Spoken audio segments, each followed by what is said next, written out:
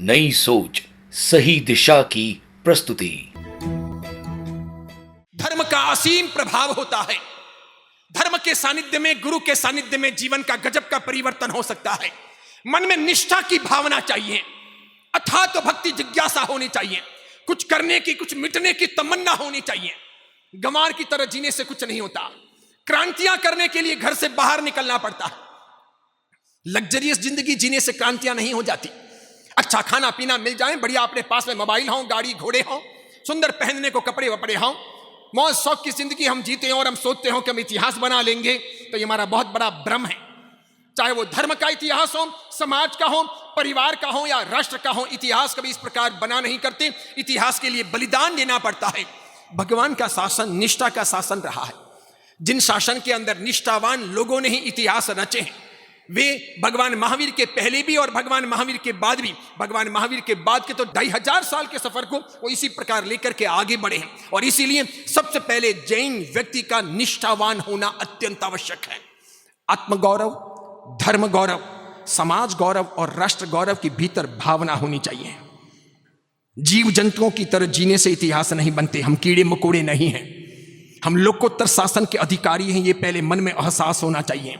दुनिया भर के जितने भी छोटे बड़े संप्रदाय हैं, धर्म हैं, पंथ हैं, मान्यताएं हैं, वे सब लौकिक शासन है। उनका अपना एम अलग है, उनका ध्येय अलग है। हम लोकोत्तर शासन के अधिकारी हैं।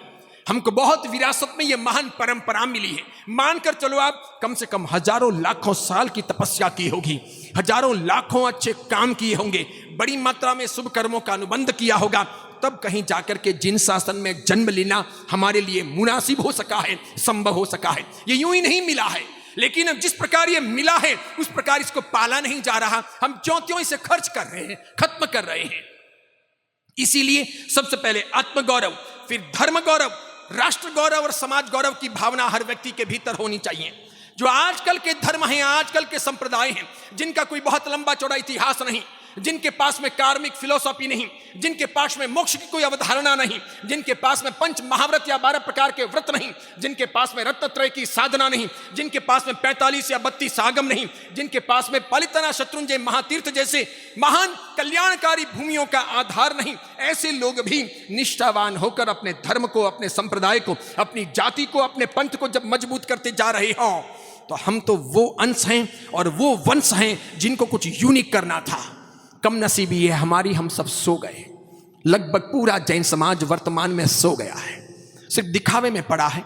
चाहे वो सामाजिक दिखावा हो या धार्मिक दिखावा हो। फिर एक दौड़ लगी है कुछ क्रियाओं के लिए, कुछ व्यवस्थाओं के लिए, कुछ आराधनाओं के लिए। फटाफट सबको पालिताना जाना है, वहां से मोक्ष बहुत करीब है, ऐसी हमारी सोच है।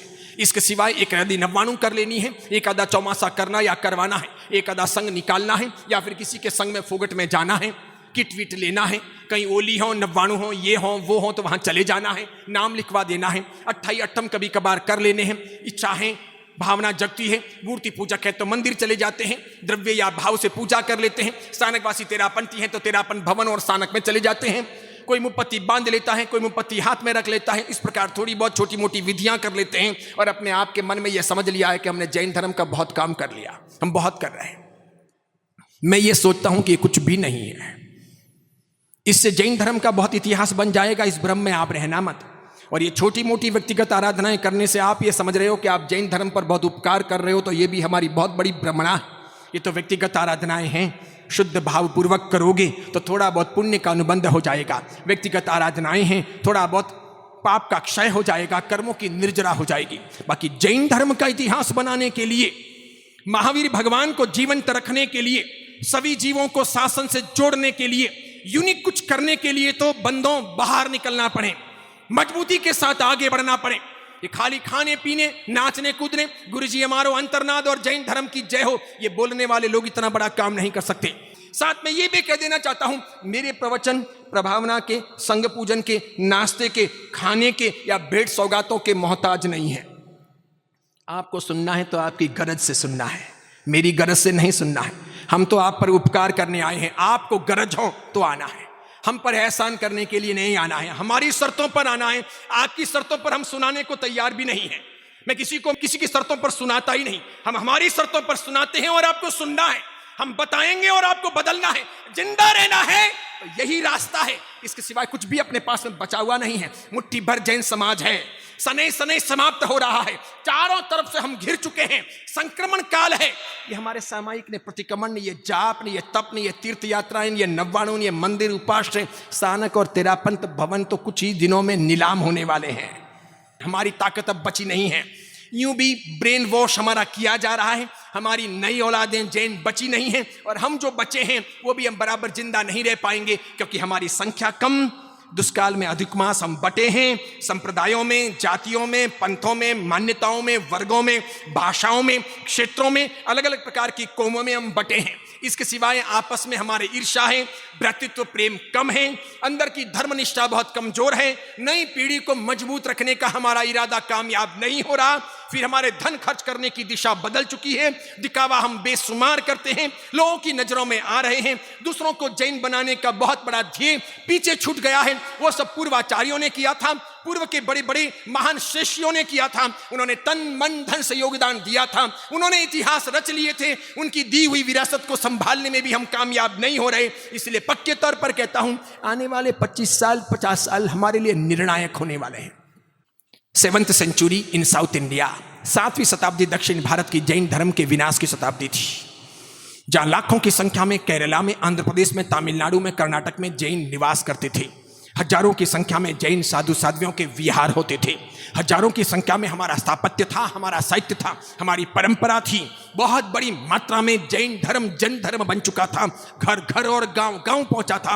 अंततः हमारी संख्या जब घटती गई, दूसरे लोगों के राजपाट आए, तलवार के जोर पर हमें काट दिया गया, या तो हमारा धर्म परिवर्तन करवा दिया गया, या फिर हमारे पुरखों को मौत के घाट उतार दिया गया। 7वीं शताब्दी में ऐसा हुआ था। ये लोही लुहान का युग था। 1300 साल पहले, विशेष करके मद्रास से मदुराई के बीच में तो एक साथ में एक दिन में 50,000 साधु और 5 लाख जैन शावकों का कत्लेआम कर दिया गया था, धर्म परिवर्तन नहीं करने की एवज में। और उन साधुओं को तो जिंदा शूली पर चढ़ाया गया था। लकड़ी की एकदम नुकीली शंकु आकार की तीखी सूलियां बनाई गई थी, 8 फुट 9 फुट 10 फुट हाइट की। जिंदे साधुओं को पकड़ के लाया गया, सामने तलवार रखी गई और कहा गया, या तो धर्म परिवर्तन करो या फिर चुपचाप इस सूली पर चढ़ जाओ। बस जिनको देव गुरु धर्म पसंद था, सम्यक ज्ञान दर्शन चरित्राणि मोक्ष मार्ग, ये जिनके भीतर की श्रद्धा थी, उन्होंने कहा मर जाना कबूल है, भूखे रहना कबूल है, कुत्ते की मौत मरना कबूल है, धर्म परिवर्तन नहीं हो सकता। तब फिर उनको जिंदा उठाया गया, गुदा के मार्ग से सूली अंदर डाली गई, यहां से सर फाड़ करके बाहर निकाली गई। तड़पते तड़पते 50,000 साधुओं का एक दिन के अंदर स्वर्गवास हुआ, सिर्फ मद्रास से मदुरई के बीच। और 5 लाख से अधिक श्रावक मौत के घाट उतारे गए, जो कट्टर सम्यक दर्शनी थे। नहीं, भगवान के शासन को किसी भी हालत में छोड़ेंगे नहीं। ये जिंदगी ही आखिरी जिंदगी नहीं है, बहुत मुश्किल से जिन शासन मिला है, इसलिए समझौता नहीं हो सकता। तो किसी भी हालत में उन्होंने ये तय किया कि मरना कबूल है, बाल बच्चों का जो होगा वो होगा, लेकिन हम धर्म परिवर्तन नहीं करेंगे। अंततः वे मर गए, इतने सारे मरे, और तब से दक्षिण भारत में जैन धर्म के विनाश की प्रक्रिया प्रारंभ हुई। वे शूलियां 1300 साल पुरानी आज भी कई जगह पर मौजूद है। उस दिन, जिस दिन मारा गया था इन सबको, उस दिन के लिए याद में सिंदूर लेकर के उन सूलियों पर वर्ष में एक बार पूजा की जाती है।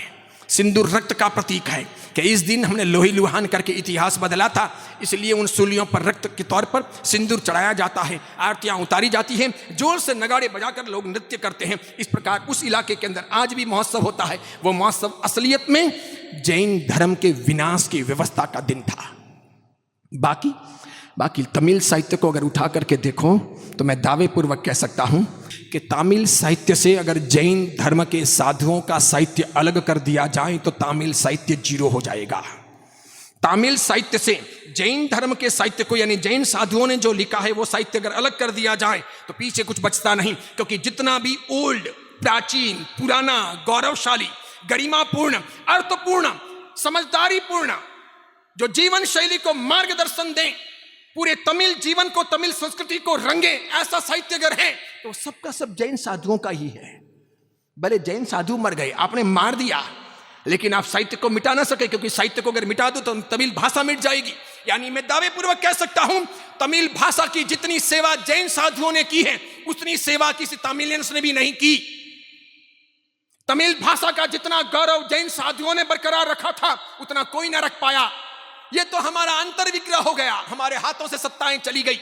आज लोकतंत्र आया, अब हमें कोई यूं मारने वाला नहीं, यूं काटने वाला नहीं, यूं तलवार की जोर पर धर्म परिवर्तन करवाने वाला नहीं। ऐसा अभी तत्काल लोकतंत्र में संभव नहीं, थोड़ा और समय लगेगा। लेकिन इतना जरूर कहता हूं, जिस रफ्तार से जैन समाज की जनसंख्या निरंतर घटती जा रही है, जिस प्रकार अपने जैन समाज का फर्टिलिटी रेशियो कम होता जा रहा है, जिस प्रकार अपना मृत्यु दर बढ़ता जा रहा है, और जिस प्रकार हमारे आसपास के दूसरे समाजों का फर्टिलिटी रेशियो बढ़ता जा रहा है, उनका वजूद बढ़ता जा रहा है, त्यों त्यों ये कहा जा सकता है कि आने वाले 50 साल, 60 साल, 70 साल, 80 साल में अगर हमारे आसपास में ईसाइयों की संख्या अगर बढ़ गई तो आपके ये मंदिर, उपाश्रय, स्थानक, तेरापन भवन, ये आमिल खाते और आपकी धर्मशालाएं ईसाइयत के तौर पर गिरजाघरों में, चर्चों में तब्दील कर दी जाएगी। दावे पूर्वक कह रहा हूं, कोई सत्ता कुछ नहीं कर सकेगी, कोई पुलिस कुछ नहीं कर सकेगी, कोई प्रशासन कुछ नहीं कर सकेगा। बहुमत उनका होगा। उन सब प्रशासनिक क्षेत्रों में और उन सब पुलिस में बैठे हुए लोग उनके होंगे।